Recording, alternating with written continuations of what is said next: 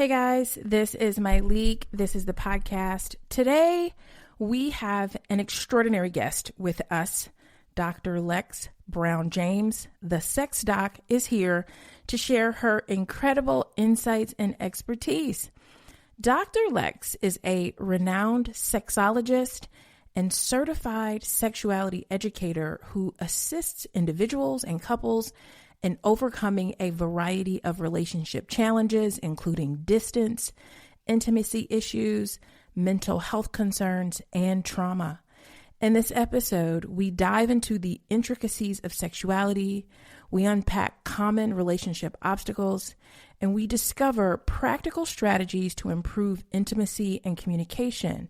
Now, whether you are in a relationship or embarking on a journey of self-discovery, Dr. Lexx's advice is not just insightful, it is actionable, and I think it just will change your understanding and experience of intimacy. So, without further ado, let's jump into our conversation with Dr. Lexx Brown-James.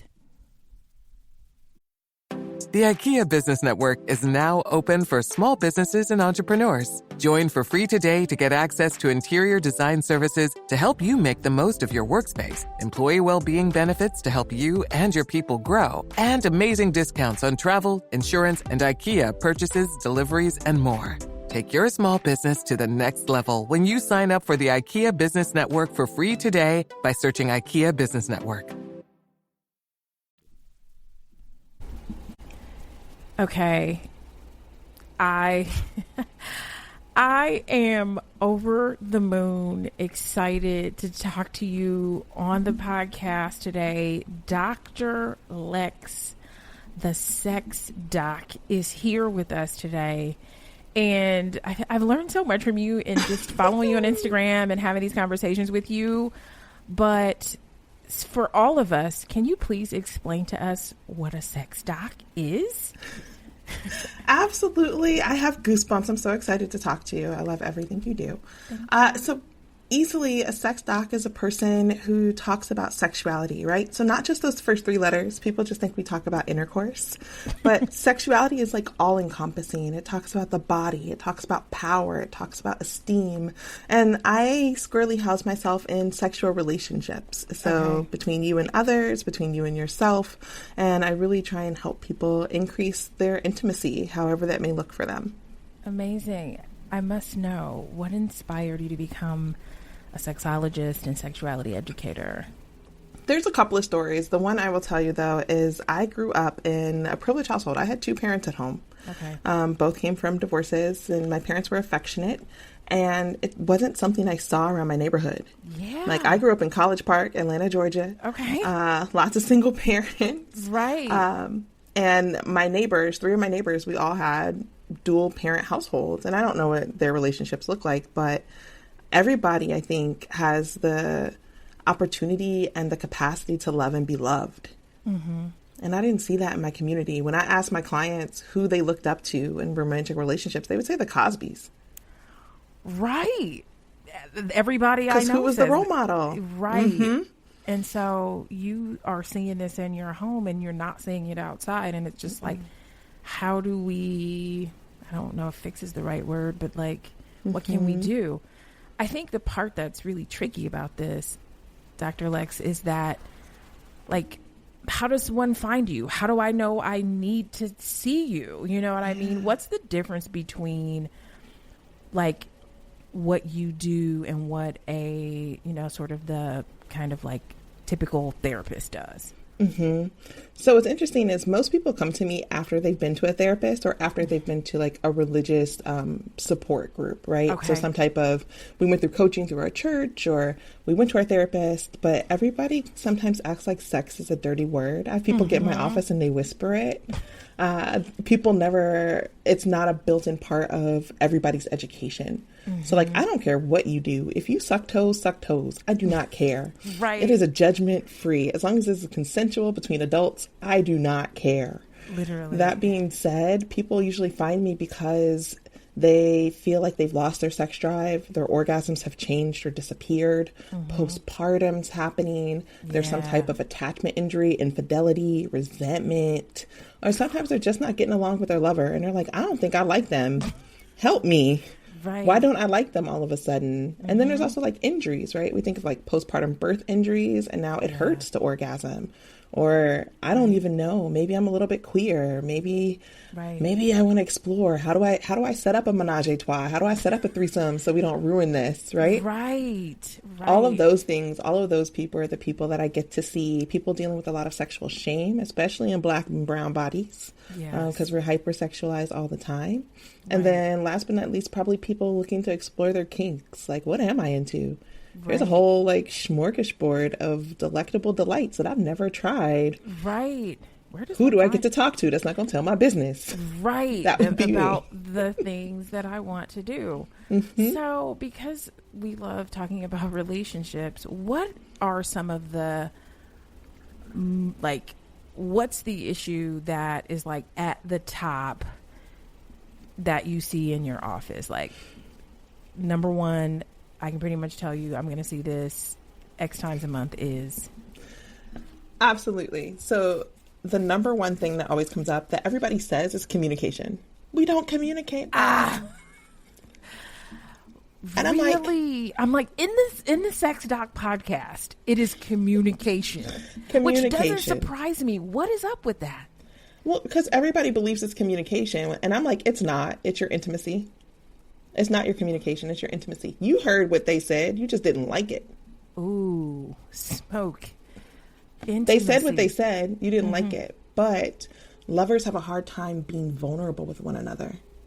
We come in trying to protect ourselves, protecting our ego. Yeah. And when we say communication, that communication leads to lack of sex, dissatisfying sex, not being able to explore new things, painful sex that people just grin and bear it because that's what they were told in some Facebook group somewhere. Please stop listening to that. Please. Right. Get off the interwebs. Okay. They're not the people that should be guiding you. But they come in with communication. Yeah. I saw something on Threads that really struck a chord with a therapist that I really love, Jorel Carabello. But he was saying that how can we have these conversations like if we don't have the language? And I think that is the part that is the trickiest in relationships is even knowing what you want or need to say. And so before we get going, what are some ways that we can either communicate better to have better intimacy in our relationships as it relates to our sex lives? Oh, that's such a good question. So one, I want to take communication out of just the oral, right? It's body. It's attitude, right? So it has a bunch of different ways. If that person's giving you the cold shoulder, something's up. You might want to check in. Then I want to also say giving permission to have voice, whatever that may be. To say like, hey, I want to hear you. I want your feedback. Tell me what's happening. I really love that. It makes me feel so connected to you. And it has to go both ways, always, anyways. It doesn't matter the gender. It doesn't matter the sex. It doesn't matter the position of the person. They have to have permission to say, like, I can tell you what I'm feeling and you're not going to reject me. And you're not going to say that I'm bad or that I'm dirty or I'm less valuable. So how do mental health issues impact relationships and intimacy? Oh my gosh, we're seeing so much of that. So when COVID happened, ADHD shot through the roof. Yeah, it seems like that. Yeah. It shot through the roof. People were trying to be so productive and their attention spans and abilities shifted. And people who had gone undiagnosed as well, things became a lot more apparent. So when we talk about mental health, ADHD, autism spectrum, neurospicy, whatever term you'd like to use, depression, anxiety, all of those things come out in the bedroom. Surviving trauma come out in the bedroom. Yeah. And so it can do desire discrepancy, like, I don't want you to touch me. I've seen one thing. I saw a post somewhere. Somebody with ADHD tied somebody to the bed, went to go like get safety scissors or something and forgot. They forgot. They were in the middle of a sexual act. And left somebody tied to the bed. And left somebody tied to the bed. Right. Yeah. So all of those things impact all of the parts of sexuality, including how we feel about ourselves. of, am I good enough at this sex thing? Can I be sexually satisfied?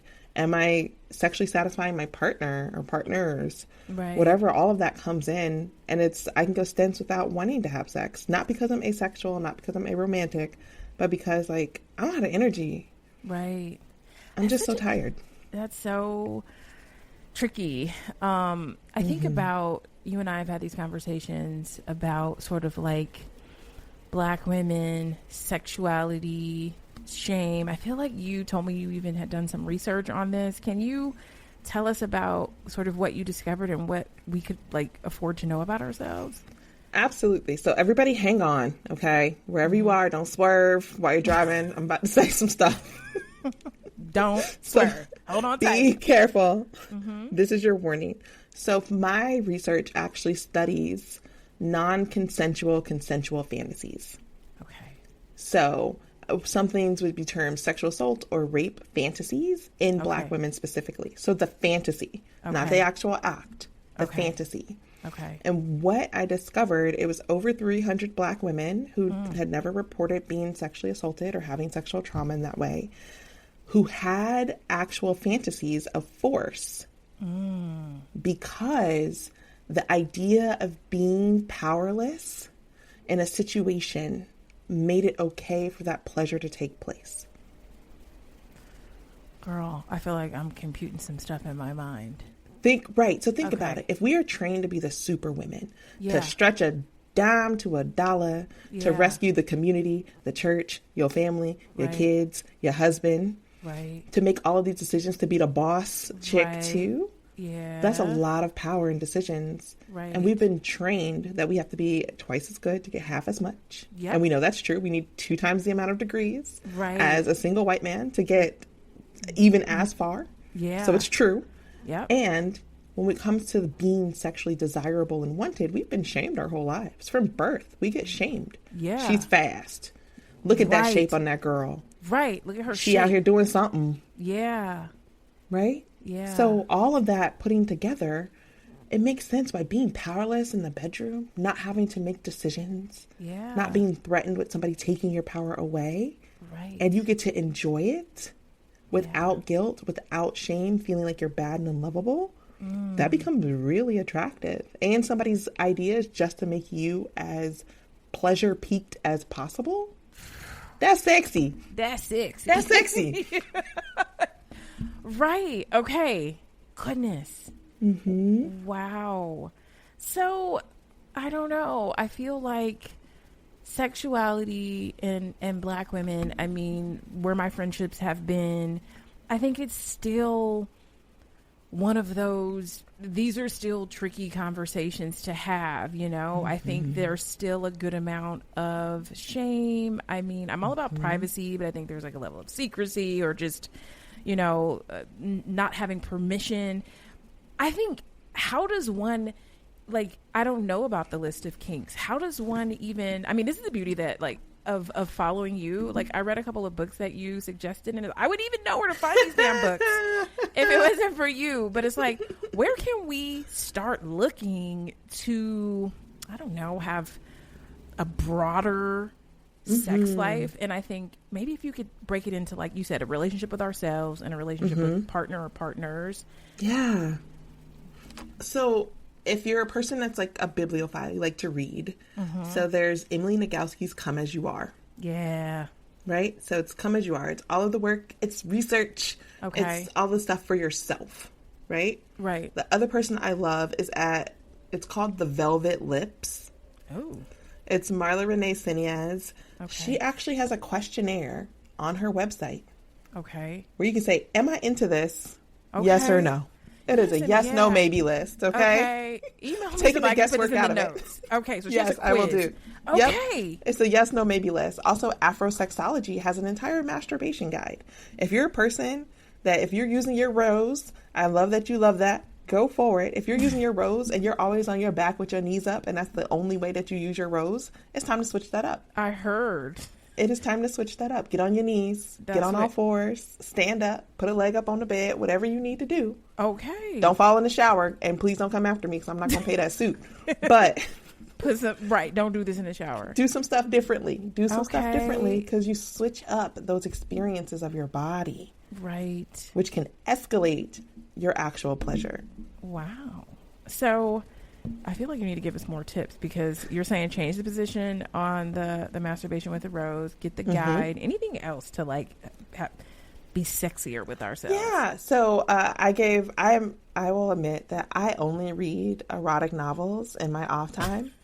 I only read erotic novels. I'm not gonna hold you. I read a lot of research and all that stuff for work. So I want to completely fall into the fantasy that is dirty, freaky, deaky, nasty. Even if it's nothing I'm ever going to do, I want to read about it. Okay. I'm like, okay, there's 7 people in this room. How is this about to happen? Who's getting ready to do what?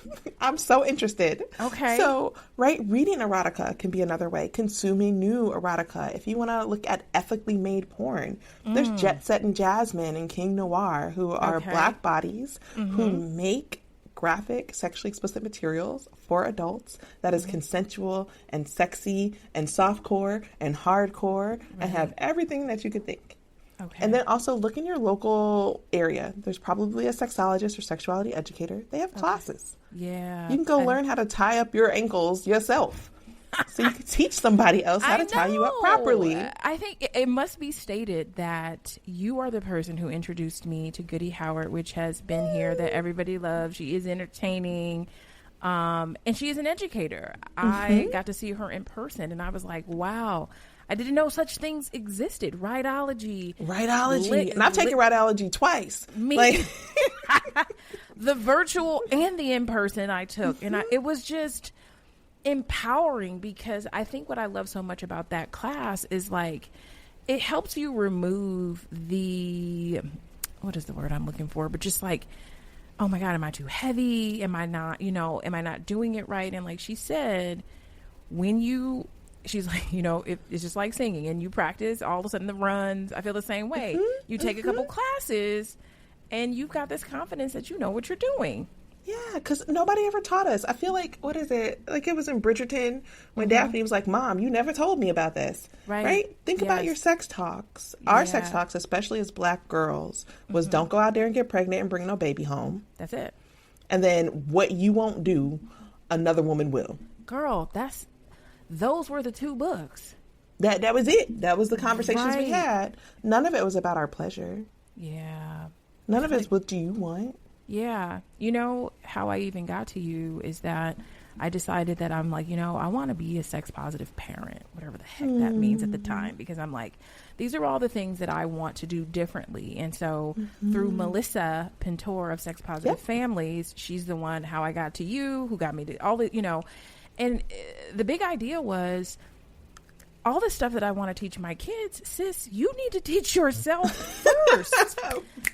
So that has been this journey that I've been on of like, I want my kids can't be anything that I'm not. I can't have sex positive kids if I'm not sex positive, and so I think that has been something I'm learning. I'm going to take a detour right now, but like, what role does trauma play in, how does it affect intimacy and relationships? I think this is important for people to. Absolutely. Hear.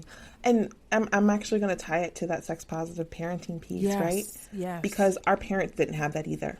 Right. So when something happened to us, they didn't know what to do. No. Right? They didn't even know this was a thing. They didn't know how to help it. And so we carry the trauma of surviving that assault. Mm-hmm. And then trying to be believed or not being believed. Yeah.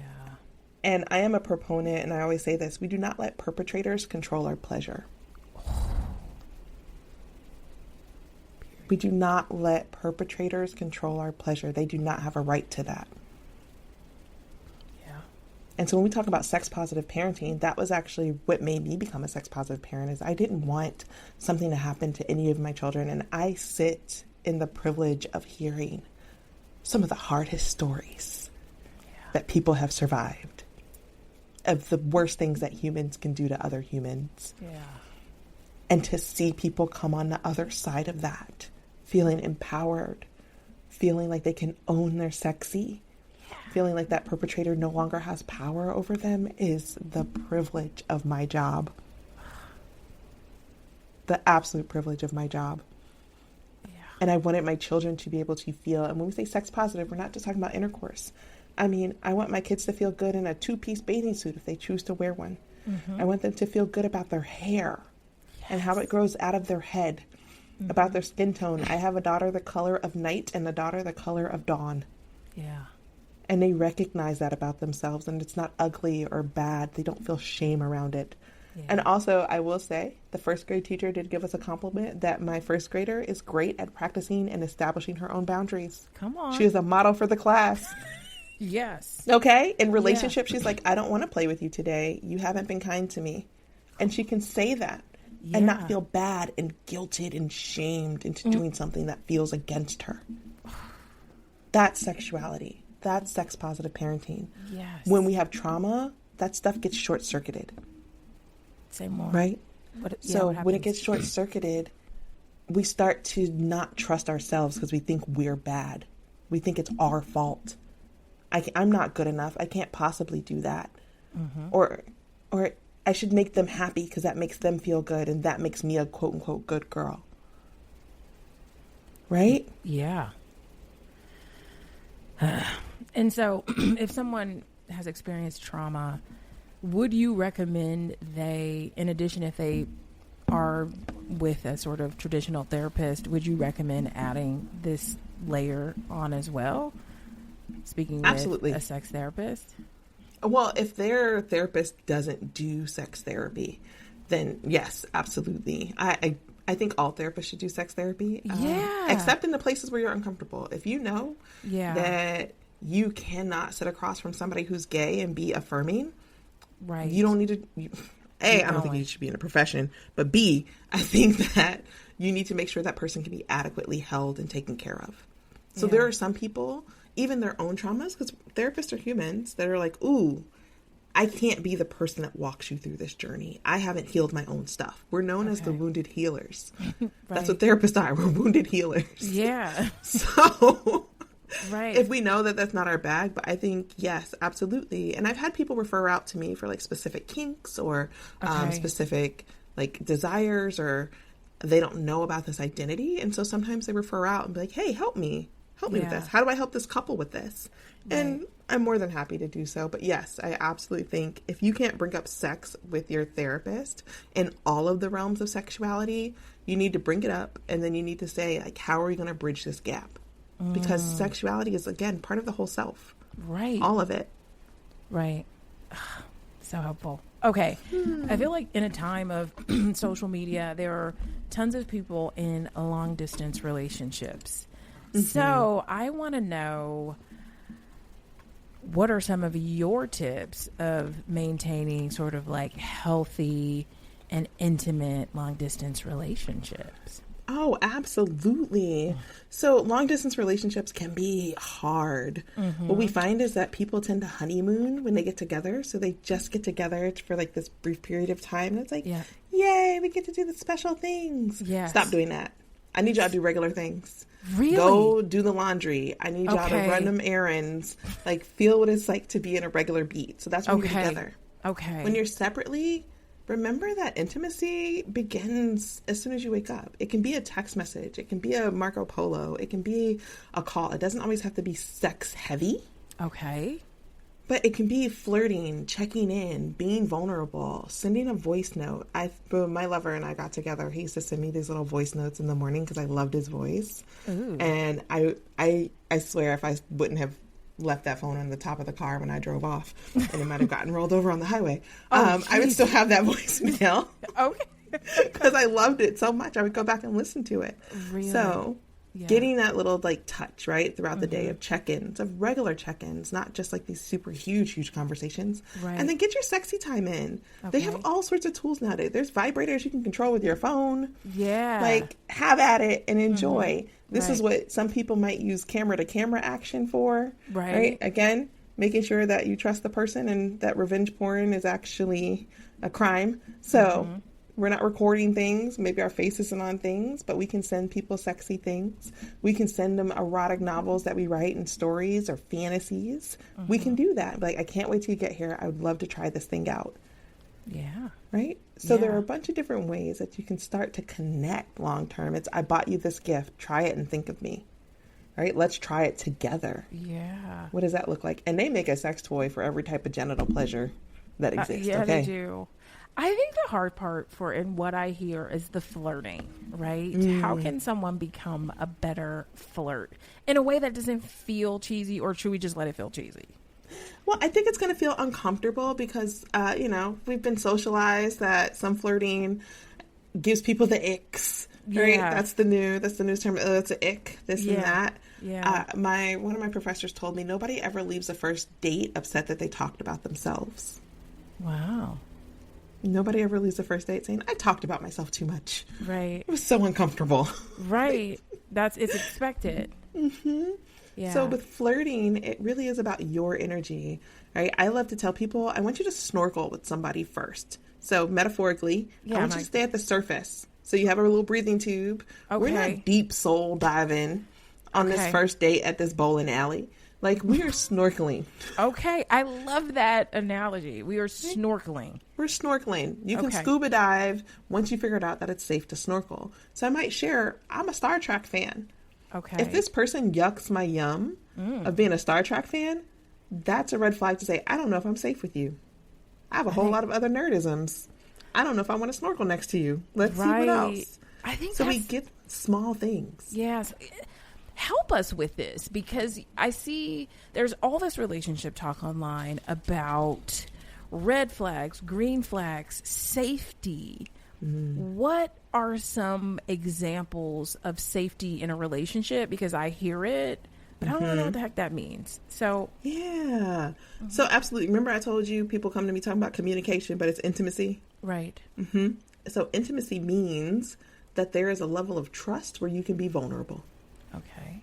Right? So again, if we snorkeling with people and you're not deep diving, I don't mean open up your chest and show somebody your heart when you first meet them. You don't know them. Okay. You don't know them. Right. Reel that in. Okay. Why do people do that? Why do you think people go deep so soon? Well, some people do it to weed out, to see, hey, I'm dating for a purpose. Are you going to be able to handle me? Right. Some people are asking really up underneath it is, do you want me? In all of my mess, in all of my stuff. Yeah. Do you want me? And that's the question that they're asking. Right. And that person doesn't know you well enough to know if they want you. Right. And when they say no, they don't want you, I really want us to work on this. We got to learn how to take rejection. Yes. Okay? A no doesn't mean you're not good enough, you're trash, you're the end of the earth. A no means I can't give you what you need. We're not compatible for what I'm looking for. A no is a person's way of taking care of themselves. Come on. That is so real. That is what they're doing. This isn't, like you said, this doesn't mean you're trash. Doesn't have a ton to do with you.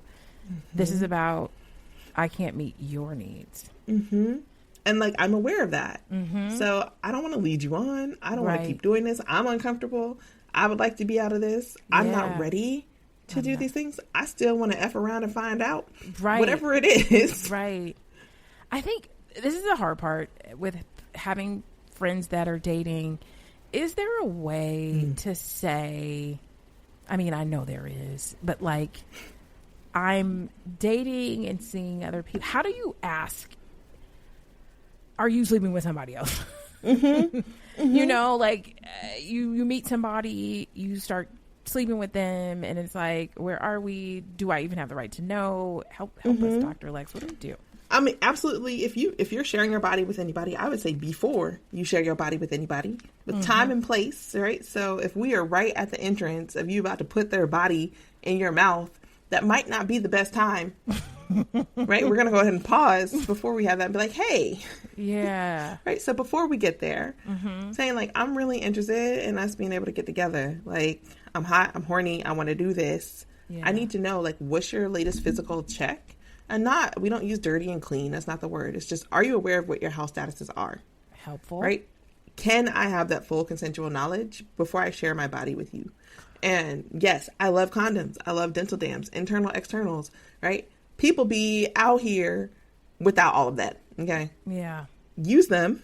And people be out here without all that. Y'all, people be catching strays. Like, I don't want y'all to be catching strays if that's not what your intention is. Right. So ask before. Be like, hey, I'm involved with this many people. So share your own thing. Okay. All my lovers, I'm like, look, I keep a team. I'm just letting you know, you on a team now for the roster. And this is what it is. Amazing. What's your team look like? Okay. Right? And that's my transparency and my vulnerability is I'm saying like, hey, this is what I'm doing. Yeah. Here's my health status. Here's my information. If somebody ain't seen a doctor in 3 years, right? There are free clinics that we can go get tested out together. Yeah. Let's make a date to go do that before we decide whatever exchange we're going to do. Yeah. And that's going to help us prep. One, because it's going to help you feel more easy. You're not going to be worrying after the fact that you got to go get tested in 3 to 6 months because it's not just the day after, y'all. It's not 3 weeks. You got to wait 3 to 6 months for testing for anything to show up. Okay. Typically, if you're not having symptoms. And most of these things, super gonorrhea, because gonorrhea has become drug resistant, chlamydia, syphilis, can be silent. People don't know they have them. Yeah. And then there's a new trick, like a parasite as well that lives in genitals. And also people with penises get yeast infections. So all of these things can happen. I would like for you to figure that out so we can ease the angst and get more pleasure. If I'm not worried about whatever you're going to have, I'm going to be able to bust it wider open. Wider. I feel safer. I feel taken care of. If I'm on some type of birth control, if you're on some type of birth control, and I know we're not going to be permanently vested because I don't know you that well yet. Right. We could be out. Let's do it. What do you want to do? Yes, absolutely. You can spit in my hair because whatever. Like whatever you're into. I do not care. Yeah. But you can be safe for doing it and have so much more fun. So you talk about this team, and I feel like my partner always says, he goes, any magazine that's like struggling, they always bring up the poly conversation to get people all riled up. He feels like I fall victim to it every few years. And I'm interested. I think I was listening to this one podcast called, it's about like the 82 or 84%. And it just talks about how the like nuclear family is like, there's only 12 or 14% of people who it's like hetero mom and dad and children. And so I'm like, well, what is everybody else doing? The other 80-something%. And as I'm listening to this podcast and I'm reading more books, I'm like, there's like, you have just from my, and when I say just my understanding, I always say my very limited scope is that you have all these women that I witness who are going after what seems like is this really slim thing that's happening. And I wonder, just the comfort and confidence that you said, I keep a team. Like, what is the conversation? How does one confidently build a team if that's what they want and share that with people? Because I don't know that really works in our culture. Like, if you're dating a guy and you're just like, yeah, you're on my team. Like, I don't know a ton of men that really. What's the website that they're on where they're like, okay, okay, cool. Like, where are they? Where are they doing that? Right. So I will also give a plug. I met my lover. Oh my God, I don't know. We've been together for a while.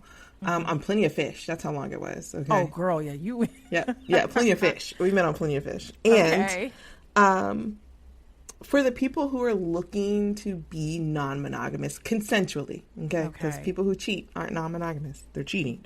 Okay. You can cheat and still be polyamorous, and you still be cheating. Okay? Still be cheating, right. You still be cheating. Okay. And for those folks, I think it's a candid conversation of we're not serious, right? We're dating, we're getting to know each other. We have been so ingrained that we're supposed to be somebody else's end all to be all. Yes. You're supposed to be somebody's everything. Remember, because if what you won't do, another woman will. Right. And that's how they're going to take your man. Yep. And all of the 90s R&B songs that we tend to romanticize that are horrible. Horrible. About relationships. Horrible. I'm like, Joe is waiting in the wings. Right. for your man to mess up. All the things your man won't do. Right. And that's what it feels like. Mm-hmm. And that's not true. Like, I don't think any person can be any person's end all to be all. That's so much pressure. Yeah. Why am I supposed to be your everything? Can you not have friends? Right. Not that you're having like sexual relations with them, but like go do something else. Right. Personally, dating, I had a guy I used to play Tekken and PlayStation with. Mm-hmm. I had another guy who would take me out to nice dinners. Yeah. I had one guy we watched certain TV shows. Yes. Like, and they all met different needs. But I was aware of those needs for myself and other people that were willing to meet them. Did I sleep with all of them? No. Did I make out with a lot of them? I think I did. I don't recall everybody. But I had a really good time. Yeah. I had a lot of fun. I used to call it my 3-man plan back in the day. Yes. I felt like everybody needed, like, if you're young and you're not trying to settle down and family is not what you're thinking, and it's just like, get somebody, 3 different people that meet 3 different needs. There you go. And look, not even young, because people are passing away, right? Right. So if you're older, you're seeing go your 3-man do you and have fun. Yeah. Right? Be safe about it and have fun. Right. So that being said, everybody, we're a community. Right. We have a bunch of different needs, and they don't have to sit with one person. The other thing is, you don't have to breed familiarity with your lover. Well, what did you do? You were here all day. You saw everything I've done today. Right. And that's what we saw during COVID. It was like, this is driving me up a wall. I am with my partner all day, every day. Right. And I cannot stand their corporate voice. Like, something gotta happen. Like, this is who you are at work? Right. Ugh. Right, that's an ick. I want to sleep with you after this. Right. You've been in the same sweatpants for 4 days. Right. I can smell you, right? I don't want to do that. So if you have other people, if you're interested, La Vida Loca is somebody who talks about being polyamorous. Okay. And how to navigate that consensually with ethics and boundaries. Right. And you can go and explore more love. It doesn't mean that you love anybody any less. Yeah. It doesn't mean that you don't want to be in a relationship with somebody. Right. It also means that you have the ability to explore and be curious. Right. And that can be a lot of fun for the people that it's suited for. Some people aren't. It's not suited. And I'll tell you how you know you're not suited. There's a word called compersion. Big word that means I am happy for your happy. Yeah. I've heard that word. Right. You're happy. The thing that you're interested in doesn't necessarily benefit me. Right. I could care less about that thing. I had an ex who was really into fish. I don't care about fish. Right. But you know what I cared about? When he got new fish and he wanted to share it with me, his face would light up. Right. And I could be so happy that he was so happy about whatever this little guppy thing is in this tank that looked like this other thing that is some type of different fish. I do not care. Yeah. If you are a person that cannot muster that, I cannot be happy for your happy. Ooh. I cannot be happy for your happy. You are not a person that is going to have a polyamorous very easy. Ooh. Yeah. In my limited, but very, like, in my curiosity, I was like, this whole multiple relationship, number one, it seems like it requires a great deal of maturity. Like, you got to be a grown ass, you got to be a grown person for this. Grown. I think the second thing was, I was like, this seems expensive. Like, cutting up with multiple people. I'm like, hotel rooms, trips, dinners and drinks. This seems expensive. And number 3, I was just like, the way I'm like, and just listening to podcasts and reading books, like the way that you have to be able to communicate, I feel like it forces people's hands to be honest all the time. And I think for someone who, I think what I glean from just the research is that even if monogamy is where you thrive, it would benefit you to do some research and see what other people are doing, because it can help you skill build. Because like you said, communication is intimacy and honesty. And I was just like, wow, I think that was the biggest thing. It's like, you got to be grown. You got to have a couple of dollars and you got to have some communication skills, because this ain't like, I was like, people don't really, this is for skilled people. Or they're learning the skills and they're willing to learn the skills, right? Yeah. So even when I think about people who I care about who are polyamorous, who have whole families, they've been married for multiple years, they have bunches of kids, and with the same 2, and they have outside relationships that are also valuable and vulnerable and amazing part of their family, right? I'd be like, they got a couple of dollars and it's pooled resources. Right. Right now it's this many more adults that are contributing to this relationship. And yes, you do have to have a level of maturity, a little bit of know about yourself. Yeah. And yes, that communication at an all-time high. So this partner needs this partner needs this. You have a scheduled date with this lover. What y'all doing? If somebody drops the ball, now you got two people like, how come you didn't treat my right? My was crying the other day, and my reached out to me because we're close, and now I'm looking at you sideways and saying, how you going to go repair that? Right. So there's a higher level of accountability, possibly. Yeah. And people do this all sorts of different ways. Some people are all at what we call kitchen table. They're talking to each other. They're hanging out as family. Some people are very solo. Yeah. So they're saying like, hey, my partners actually don't really interact that much. They only interact with me. And that's how they operate. And some folks have a range and a gambit. Some people have girlfriends, boyfriends, partners, long-term, short-term. We only date. We only sex. Like, it can be a smorgasbord of what works for you, but you have to figure out where you want to go and be like, and unlock your mind to it being a possibility. And I don't think we do that well. We've been taught to be monogamous, to find the one, to settle down, to have the 2.5 dogs and a picket fence. Yeah. And it's like you get to build your life. I think when I was talking to Goody, she mentioned pansexuality, and I remember getting off having to Google like, damn, how do I not know that? But I think, what is pansexual? Because I saw Wayne Brady, and then Goody mentioned it, and I was like, what's the difference between bisexual and pansexual? And so since I have you here, please tell me. Yeah. So I identify as pansexual.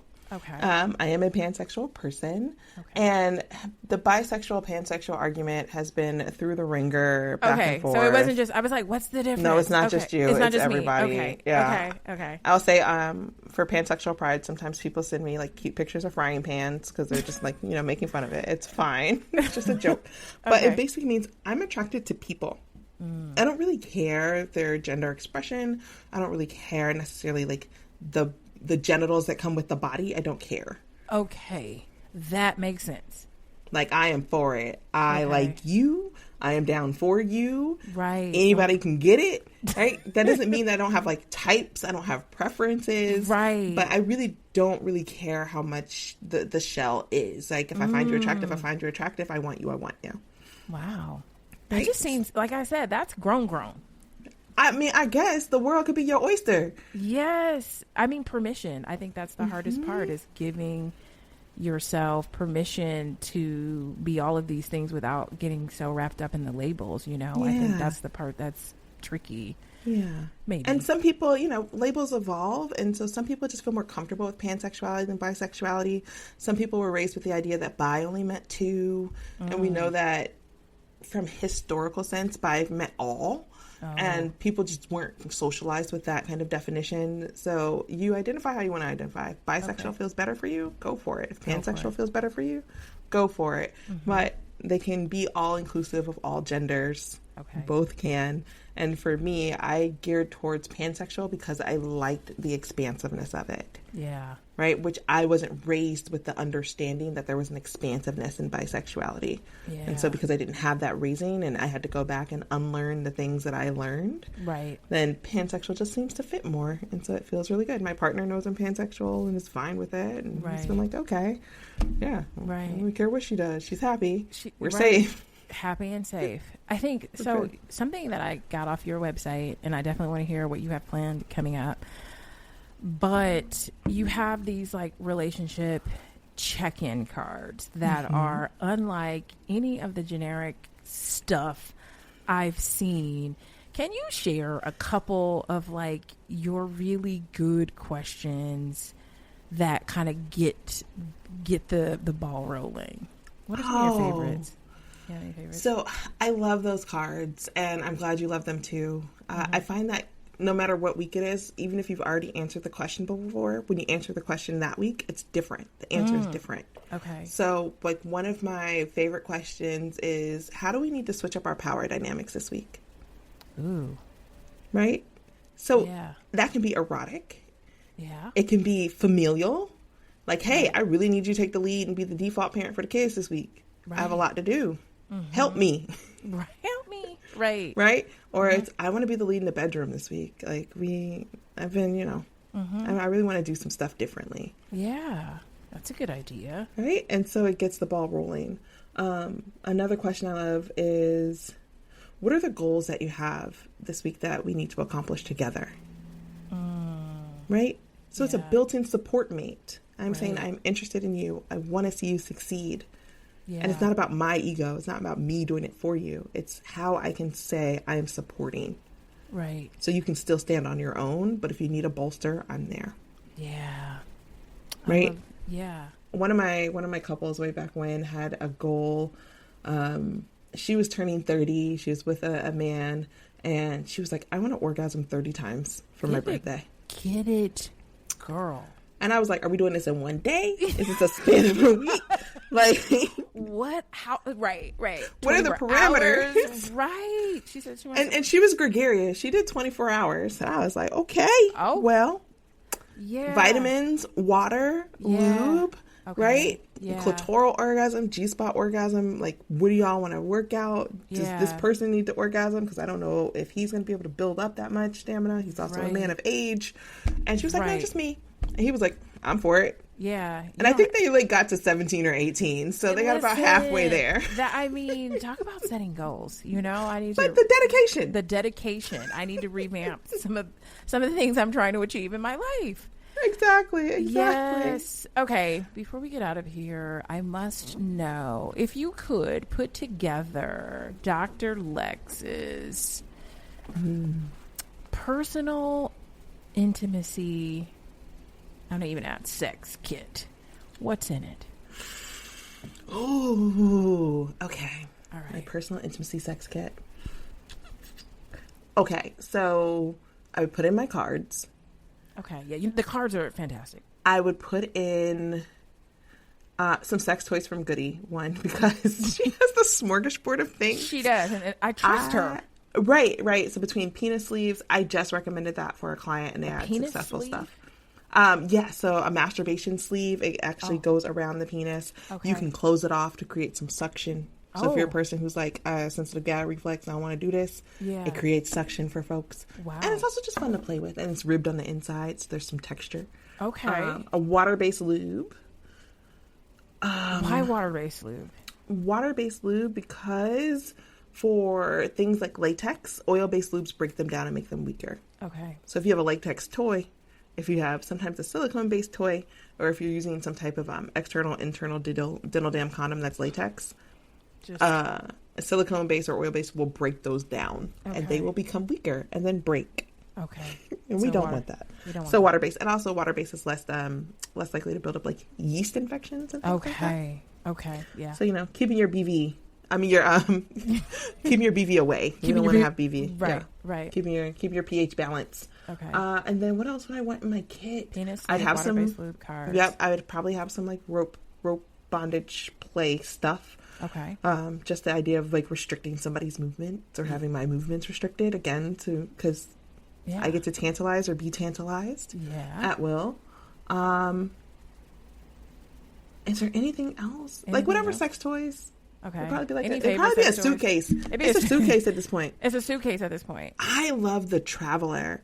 I know everybody loves the Rose. The Traveler is also a suction device, but it has a handle, so it's a little bit more accessible for folks. Really? And I love it because it can be used on nipples as well as testicles. It's called the Traveler, and it can also be held by a partner and moved out of the way. Oh. So if you put it like on the clitoris, it doesn't block the entrance to the anus or the vagina, right? Nice. The Rose can sometimes be a little bit bulky depending on the person's anatomy. Right. So I really love the Traveler. Okay. Wow. I always, when I talk to you guys, I'm like, I need all the tools. I need to be hooked up. So what are you currently working on, Dr. Lexx? How can we support you? Because I don't know. I feel like I am so appreciative of your work and I want everybody to know about you. So what are you working on and how can we support you? I love that. Well, out of, I think, some fangirling of you myself, I have decided that I am going to start doing some couples retreats. I has to So come. I'm super excited. Yes. So ideally next fall, so fall 2025. It's not going to be too hot. Yeah. I want to have a couples retreat for people who are looking to increase their intimacy. Yeah. Not on the brink of divorce. You said it's not conflict management. No. Y'all, if y'all on the brink, this is not. Girl, I've had people serve divorce papers in my office. Stop. Okay, I was like, why am I here, Jesus? They're gonna come for a session, and it's right. like, hopefully, I have something. She pulled in out my that bag. manila envelope out that bag. I was like, I wonder. I feel like this is a book. I feel like this is a book where she tried. She had the papers to see how the session was gonna go, and it's like she's got one. It's gonna be that word, and I'm gonna pull out this paperwork. Mm-hmm. Probably. It was in the beginning too. I was like, so we're serious. Okay. They were like, my name is such and such. My name is such and such, and here, this is why we here. And pulled out these divorce papers. I was like, I'm not mad at that though. They're like, I need some help. Right. I don't want to be by myself when I do. Do you need a mediator? Because it sounds like you've made your decision. Right. Wild. Okay, wild so this times. is not for couples on the brink of divorce. No, not for couples on the brink of divorce. This is for couples looking to revitalize, to revamp, to get some new tools, to enjoy one another in a different way, to really do, again, a relationship tune-up. That is what we're doing, right? Because we're going for sustainability. If you decided to be in this thing for life, I don't think you have to be, but if you want to be in this for life, then we're going to do some refresh because it doesn't have to be hard. Marriage doesn't have to be hard. Yeah. Relationships don't have to be hard. No. We've been fed that lie and that nonsense forever. It's work. You know? And I'm like, why? And just with all the people have going on, it's just like, why would I then add this to my life if why do I want another job? Exactly. And relationships are sacred for me. Yeah. I think they're a sacred space of safety and connectedness. So I want them to thrive, especially I love Black love. I love Black love specifically because we have been robbed of it way too long and way too hard and had to do it in secret. Yeah. So the idea that we can do it out loud and when statistics say we're unwanted and we're undesirable and we're not getting married, we're not having, that's bull. It's lies. Yeah. Yeah. We're not at risk. We're out here thriving and existing and loving in all of the ways. I just want to make sure that we're also still having our pleasure too. Yes. So you're going to be having retreats. Yep. I'm doing a couple of things. I have an upcoming presentation with Emily Nagowski. Nice. And in the fall. So I'm excited. It's a lovers conference. I'll be at some conferences. Okay. So I'll be at the ASEC conference. I'll be at the American Association of Sexuality Educators, Counselors, and Therapists. Wow. Which I am currently the first Black president of. Yes. Thanks. Yes, congrats. It's like this is so needed. Exactly. So amazing. I will be doing that. And then I'll be opening up for some coaching. So on my website, so that's Lexx, Lexx, sex, sex, doc.com. Okay. You can sign up. I'm going to release some new worksheets. I offer free worksheets on my website. Okay. Like for you to get started, for you to do stuff. Yeah. And then I printed them off. They're fantastic. They're great. Yeah. I love it. And for your listeners, I'm also going to make sure in your notes, you're going to get your coupon code for my workbook that people can digitally download. And I'm going to give you a 50% off coupon code for that. Amazing. Yes, we will have that. Thank you so much for educating us today, Dr. Lexx XX. Just 2, not 3. I'm not just informed. 2, not 3.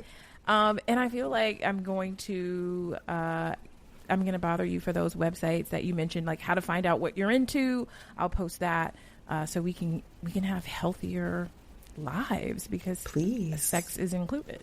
Yep, you get all the pleasure. Yes.